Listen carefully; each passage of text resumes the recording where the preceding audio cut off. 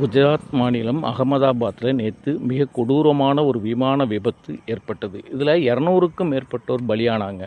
இவங்களுக்கு அஞ்சலி செலுத்தும் விதமாக பள்ளிப்படை ஆட்டோ மக்கள் சங்கத்தினர் இன்னைக்கு மெழுகுவர்த்தி ஏந்தி வடக்கு மெயின் ரோட்டில் அஞ்சலி செலுத்தினாங்க. இவங்களோட மனிதநேய செயலை பார்த்து எல்லாருமே ரொம்ப ஆச்சரியப்பட்டு, ஏன்னா நம்ம ஆட்டோ டிரைவர் அப்படின்னாலே ஒரு நெகட்டிவான எனர்ஜியை தான் அவங்க மேலே திணிப்போம். ஆனால் இவங்க பார்த்திங்கன்னா இவங்க பண்ணுற மனிதநேய செயல்பாடுகள், மக்களுக்கான உதவிகளை பார்க்கும்போது எல்லாருக்குமே ஒரு நல்ல அபிப்பிராயம் ஏற்படுது.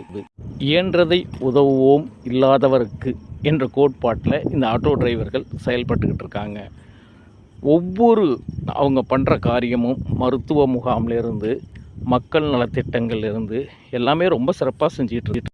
இவங்கெல்லாம் பிற ஆட்டோ டிரைவர்களுக்கு ஒரு மிகப்பெரிய முன்னுதாரணமாக இருக்காங்கன்னு சொன்னால் அதை மறுக்க முடியாது.